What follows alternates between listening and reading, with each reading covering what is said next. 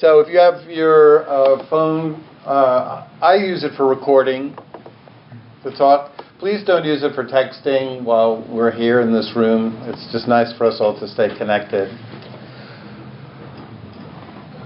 So every year at Thanksgiving, I generally give a Buddhist concepts of gratitude talk, which I am so fucking bored of giving. I can't. There's like 7, I've been teaching 10 years. We're recording the podcast for the last 7, so there's probably 7 gratitude talks on the site. So if you want to hear a gratitude talk, they're available. And then I thought, oh, good. Since I don't have to give that, I want to give a talk that I want to give. And then I immediately thought of this talk on trauma that I wanted to give. And I thought, a lot of people are going to see their families. Are they really want to hear a talk on trauma? That's not really necessarily a good idea. And so I went to, I don't know how giving a talk on shame came up, and shame and low self-esteem, but it just popped into mind, and so I threw some notes together.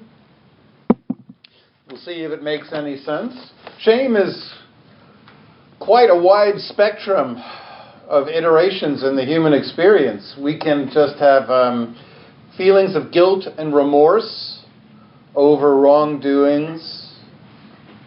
We can have feelings of disgrace, embarrassment, humiliation, loss of face from a social group. And then there's what some Buddhist teachers like Tara Brach, I really like, call the trance of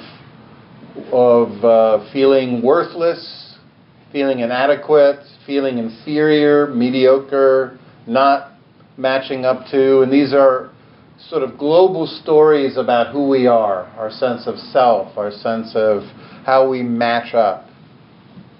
And so I'm going to give an overview of how guilt and remorse, the role it plays in spiritual life and in the neural wiring of the brain, and then how it got turned into less useful feelings of shame and inadequacy, and then what we can do about it.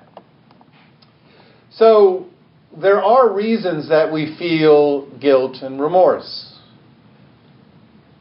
As I say all the time, human beings, our species, its big advantage is that we are social beings. That's why our brains are so large. It actually helps us navigate through the treacherous territory of interacting with other people. Really, you can map the size of species brains by how complex their social interactions are. In fact, Robin Dunbar, the great evolutionary psychologist, has done as much. And that's why we survived and became the dominant species, because we work well together. We can develop trust. We can develop a sense of security with others. We're not constantly on guard with each other and constantly wary all the time if things are working well, that is. And we can actually communicate efficiently so that we can prepare ourselves for challenges and we can build opportunities. So the reason we have guilt and remorse is to essentially create emotions that, in essence, punish us for when we act in ways that harm others, that damage our relationship with the tribe on which we depend. In general, Dunbar says that humans gravitate towards tribes of around 150 people that we relate to, and we have smaller sub-tribes, families and stuff like that, which are far smaller. And we would not have the capability to feel guilt and remorse if it didn't serve an evolutionary purpose. In fact, guilt, and remorse are virtually universal emotions. In fact, a lot of research has shown that they probably, along with fear, shock, sadness, comprise some of the basic human universal emotions. There was a study published by the National Academy of Sciences where they analyzed thousands of video clips of blind athletes from the Paralympics. And the idea was they would get to see people from all different cultures who would have very little common social priming for how to celebrate successes in athletics and how to mourn or feel ashamed about failures when they let their team down. And they saw that across cultures, across idioms, virtually all the athletes showed the same visual, facial, bodily expressions with pride and the same facial and bodily expressions for when they felt ashamed or guilty over a mishap. There's a place called the Infant Cognition Center at Yale. And since 1992, Paul Bloom and Karen Wynn, two scientists, have been studying babies, and they've found that as early as the first year of life, infants have a sense of morality and a sense of remorse. In fact, they did this wonderful study that I like. With the 1-year-olds, they'd show them a very simple puppet play where 3 puppets would act altruistically and 1 puppet would act like an ass and take all the, I guess it would be candy that 1 puppet would share with another, then another, and then the 4th puppet would, or one of the puppets would take the candy and run away. So at the end, they would place the 4 puppets, each with candy, in front of the baby. And in virtually every instance, the baby would find the puppet that acted selfishly, take their candy, and then slap the puppet as retribution. So it's clear that we have some emotional wiring that basically creates feelings of unease when we do something that endangers the survival and success of the people with whom we're associated. In fact, attachment psychologists go as far to say that all human emotions are the reaction to how well connected we feel. When we feel sad, it's because we feel that somebody has removed a connection, attention to us. When we feel angry, it's because we feel unfairly disconnected. But when we've done something that we feel has jeopardized our connection with others, then we feel a sense of remorse or guilt or shame. As we'll see in a little while, the Buddha used a sense of guilt, like all spiritual paths used to some degree the feeling of guilt to create some of the underpinnings of karma. The Buddha, in one of his greatest suttas, the Kalama Sutta, said the point of spiritual practice is that it doesn't matter if you believe in rebirth and all that, but if you do actions that cause harm to other people, you're going to feel shitty. He didn't say shitty, but I'm vernacularized. I'm bringing it into... he said it doesn't feel good. And when we act harmlessly, it feels good. And that is the most basic statement of karma. It's not a principle of, you do something bad and then somebody else does something bad to you, though there could be that element. The real foundations of karma is that there are psychological ramifications to how we behave and how we think. If we behave in ways that solidify our relationships with other people and act altruistically, in all cultures, people feel better. And if we do something that jeopardizes the security and our connection with other people, then we don't feel particularly good in the long term. In the short term, sometimes we'll feel justified. I got away with that. Or that shows them. And sometimes we might even have self-justifications for why sometimes we do stuff that's, well, other people are shitty, I might as well be shitty too. Or whatever, however the self-justifications run. But in the long term, the neural consequences are almost invariably negative for causing harm to other people. Either one, we feel guilt and shame, or two, we live in constant justification for our actions, and that's not very pleasant either, having to sit around and constantly justify ourselves to our conscience.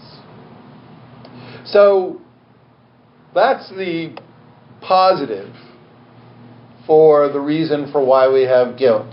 But as I'm sure you're aware of by now, there are also many, many negative consequences. I work over the last, I don't know how many years, I've been mentoring people, and a lot of the people I mentor are, in fact, analysts and therapists who are interested in Buddhist takes, and very often, without naming names, they'll run by me some of the issues that they face with their clients, and they will report that by far and away the most common emotional psychic injuries they encounter are people who have completely just are consumed with low self-esteem, consumed with unbalanced negative views of self, feel that they don't match up, feel that they are somehow falling behind the human race, that they're not living up to some set should, potential, or requisite that, of course, doesn't exist.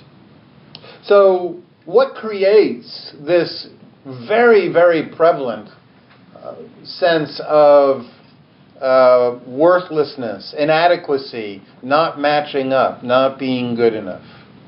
Why do we feel this on such a global scale in this, certainly in the West? In the West, of course, first of all, our culture is very based on individualism and everyone looking after themselves, and there's a sense of a race after resources, and that's, of course, one important element. Two, the spiritual paths that are often very prevalent in the West create stories of things like original sin and prophets that were absolutely pure.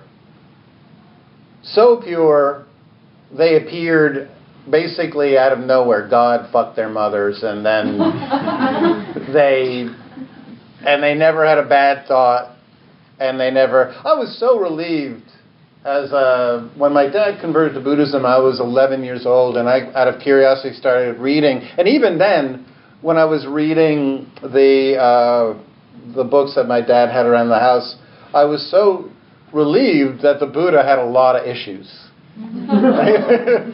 I mean, he grew up, he was kind of like a philanderer for a long time. He lived in splendor, didn't really care about the rest of the world, and then he realized that he was suffering and decided to go off in search of true happiness. But he was not a perfect person, and he was open about all of the experiences in his life where he fell short and created suffering in his life. Spiritual paths also can be extremely, needlessly judgmental and shaming about stuff that nobody should be shamed for. I'm not just talking about masturbation, but harmless cursing, which I love to do, premarital sex, abortion, anything that, so much of what the Western spiritual paths shame people over is such a punitive, needless, antagonizing, and it inculcates a sense of low self-esteem. Then on top of that, there's social prejudices. We have institutionalized prejudices, depictions, negative depictions of people of color, members of the LGBTQ community, anyone of any difference or any historically underserved community is made or depicted to feel less than. Social status, people can be raised in families of limited financial resources. And then there are even more fundamental sources of low self-esteem and feeling less than. We can take rejections that are not really personally. We can get downsized from a job, and it has nothing to do with our skills, and yet feel that somehow it was about us. We can not be picked for the kickball team in grade school simply because we wear glasses or, like me, have very little coordination. But we can take that as a global feeling of there's something wrong or unlikable about ourselves. And then perhaps the most fundamental form of low self-esteem starts in infancy, when we are children. And we seek emotion regulation from our caretakers, from our parents, and we go to them and we say, this is how I feel. And sometimes our parents are welcoming, and sometimes we get a message of that feeling, that emotion, that perfectly natural impulse is not allowed. And when we get that message from our caretakers or from the people we're around or from the school teachers we submit ourselves to as infants, then we begin to feel that there's something about us that's wrong or bad or unlovable that we have to suppress, push down, and repress, keep down. And so that can start a lifetime of feeling that the repression creates the feeling that there's something wrong with me. In my childhood, my dad used to say that, or not say coherently, but sent me the message that any unmasculine behaviors was not allowed. So any feminine or weak or anything that he felt was not appropriate, that he wouldn't allow, I thought was shameful and had to keep down, had to not manifest around other people, which created shame because we have wide vocabularies of behaviors and emotions and impulses. Human beings are not limited to very few emotions and impulses. We have wide ranges of them. So what happens is shame creates a wide array of psychological issues, from social anxieties all the way across the spectrum to forms of self-harm and isolation and depression. And so how do we discern and how do we keep apart a useful sense of guilt and remorse over unskillful actions that harm others from a globalizing sense that there's something wrong with us, that there's something less than or inferior, that we're not good enough? It's interesting that the Buddha taught that samvega, which was a gut feeling that he says was the core of guilt and remorse, lied at the very heart of his decision to become a spiritual practitioner. But beyond him saying that it played a positive role in his life, he's also giving us a real hint there. He's locating the use of guilt in the body as a feeling that arises after a specific action. But the Buddha never ever associated guilt or remorse or shame with a global sense of our personality or our identity. Let me say this again. The Buddha would say certain behaviors or certain specific actions we did are unskillful. But he would never ever say, you as a person are unskillful or harmful. He would always point to the action. And this is the key to how we develop a proper understanding of how to move forward with developing a moral life. When the Dalai Lama came to the U.S. the first time, there's a famous story of a Western teacher who asked the Dalai Lama how he taught people in his culture. At that point he was living in Nepal, how he taught people in that Buddhist country to deal with feelings of low self-worth. And this created a lot of confusion for the Dalai Lama because he didn't understand what that meant. And then there was a lot of to and fro before with his translators. His translators finally realized there was no word in his culture for low self-esteem or shame. But there was a word for remorse over one's actions. The Dalai Lama could understand feeling a sense of guilt over actions. But the idea that an entire person would be shameful was not a part of that culture. To me, that's amazing. So the sense that there's something personal about my identity, the moment I think I am this or I am that, as opposed to this action, was not useful or skillful. What happens is the moment I turn it into I am, it becomes a globalizing thing that I carry around with me and weighs down my emotional life and makes me feel that I am in some way falling short, not living up to the deal, that I'm causing harm, that I am globally, that I am somehow heir to some original sin. And this is why I think Buddhism offers us a wonderful opportunity, along with some other spiritual paths, that de-emphasize the sense of a lasting self. The Buddha taught that we don't have a lasting, consistent self. We simply have momentary selves that arise and pass based on experience and situations, but we don't have a lasting self. And because he reached that conclusion, that was the great triumph that allowed him to let go of the sense that people are inherently good or bad.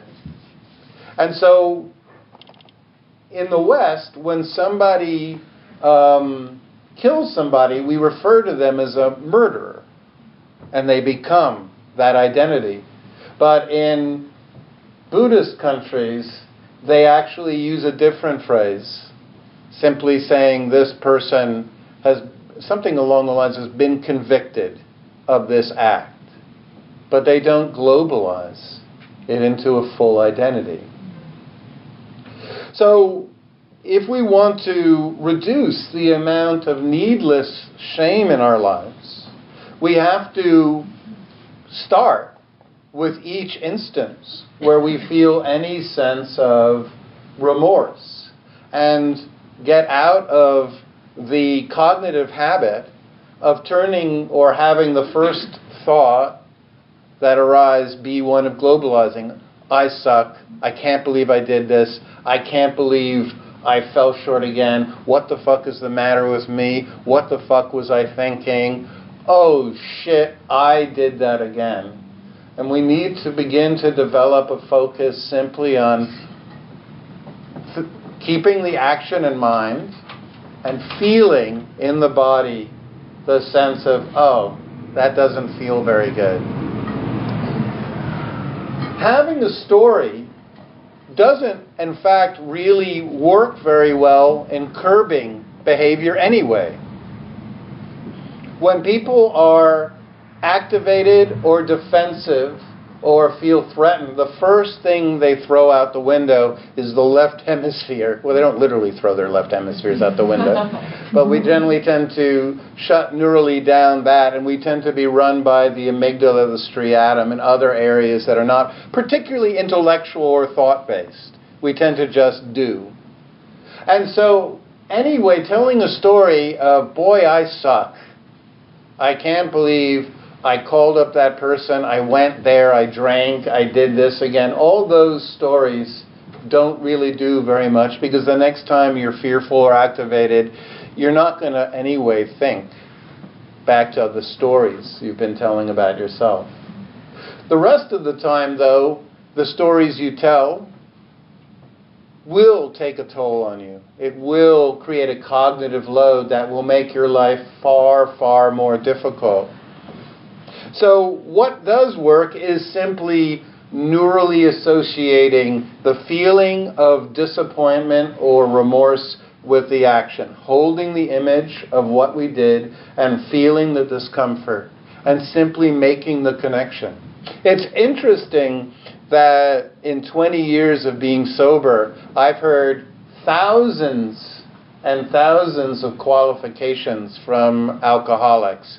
And virtually all of them knew, years before they got sober, that drinking wasn't a particularly good idea for them. And they, all the time for those years, go, I can't believe I drank again. I can't believe I missed this. I can't believe I did that. But it's only that one time where they woke up and they looked in the mirror and they saw an image of themselves suffering. And then they had an image of the previous night drinking and saw the direct connection between the behavior and the result.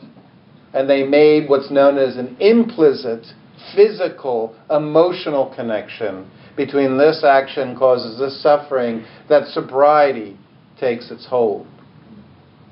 So what we want to do is we want to get out of the habit of telling negative stories about ourselves after we make a mistake in life and simply associate the behavior. How do we do this is, one, we develop a right-sized evaluation of our strengths by reflecting on the times and the actions that we do that create happiness for others and solidify our relationships, and we feel the sense of elation and pride in the body. So we're balancing off those negative feelings. Two, we seek out people who are not shaming, but people with whom, as the Buddha told his 7-year-old son Rahula, we can simply go to and say, hey, I did this and I feel bad about it. And then our friend goes, okay, yeah, you might not want to do that again. But at no point turns it into a globalizing story about our identity or our worth as a human being. We should, I would suggest, if I could put any should in there for you, if you know of any people who evaluate others based on pure material successes or physical appearances or on financial wealth or on any shallow criteria, I would urge you to steer clear. Because even if they don't aim those values at you, even if they take it out on others, you will be in the presence of those values. And human beings tend to take in other people's value systems, which is why the Buddha so constantly emphasized being around people who are spiritual as opposed to materially fixated. You may have many, many funny people in your lives, and you love how funny they are and how dramatic they are, but if they are fixated on material wealth or on status or on things that are materialistic and shallow, some of that view will creep in and it will be turned in your own mind against yourself. So just bear that in mind. So finally, for a very short exercise to end tonight's talk, I'd like you all to sit up, relax the body, and simply close the eyes and leave your wallets on your lap. No.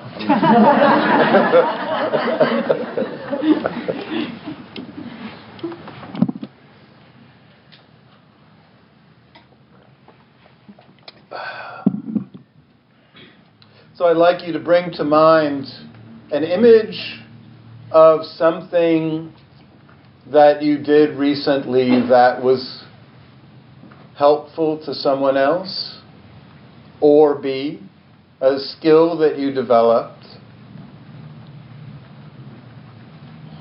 on your own through hard work.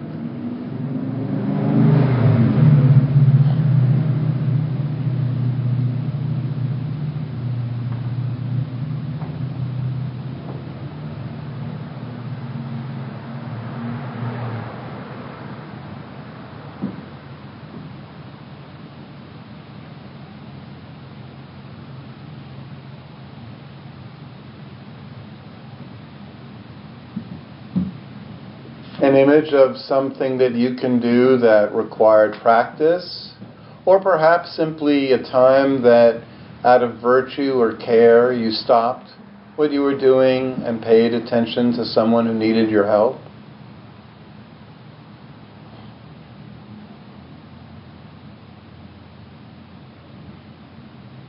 And see if you can feel in the body a sense of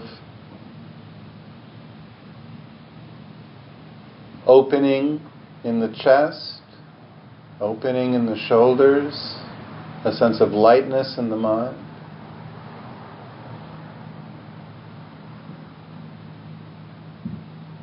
Imagine someone perhaps that you love or admire saying to you, "I see the goodness that you're capable of.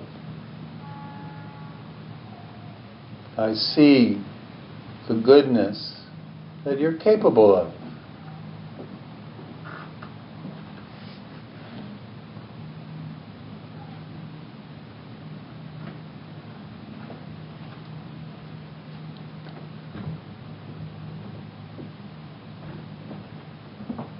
Now release that and bring to mind an event, a behavior, something that we did that we don't particularly feel good about it. Something that caused a sense of unease. A time we perhaps became overly angry too quick. Or some time that we snapped, didn't take someone's pleas for attention into consideration.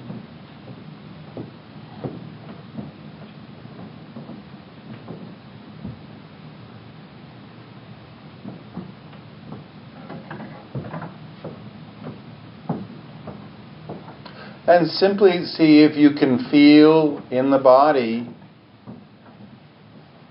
a slight sense of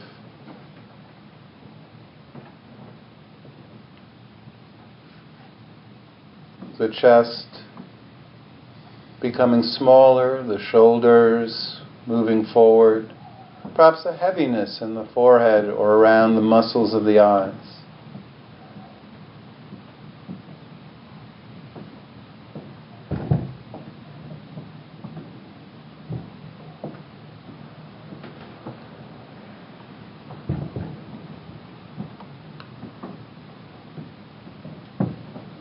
But then note, while that action may have been unskillful, I am not that action.